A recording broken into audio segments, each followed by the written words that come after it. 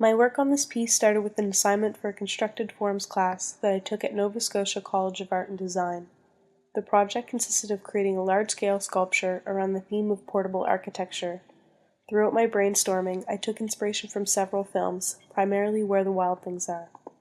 I was influenced by the hideaway structure featured near the end of the film, which I am very interested in architecturally.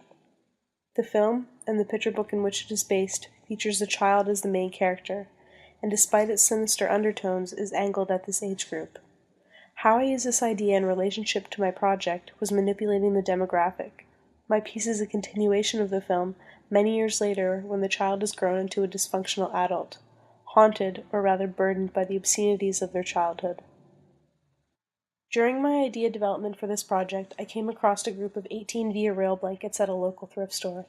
Being naturally attracted to multiples, I purchased them all. The relationship between the symbolically charged material and the assignment of portable architecture matched up perfectly.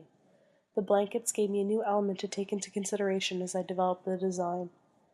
As the project progressed, I continued to simplify the details in the composition and focus more on clean construction of the simplistic form. The final project, along with the projects of the others in my class, were part of a group show titled Spaces and ran from February 16th to the 28th. Along with being a large-scale soft sculpture, my piece is interactive. Located in the center of the structure is an inner cylinder which can be entered from the bottom. Throughout its installment, I witnessed a wide range of reactions from people entering the piece. When you first enter, you are encased in a tunnel of material with no visible light. Upon standing, you slip through and are standing in a tall, narrow space with light coming from above.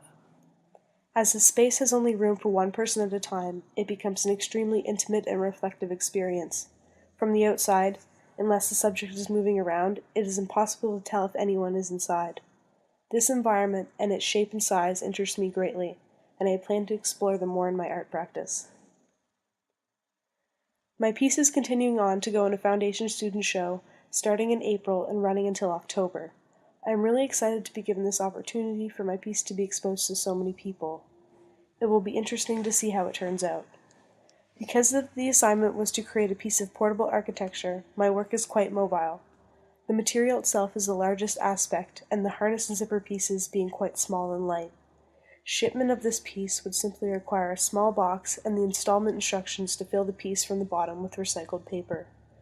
After the group show, I plan to take this trait to my advantage and experiment with installing it in different outside environments.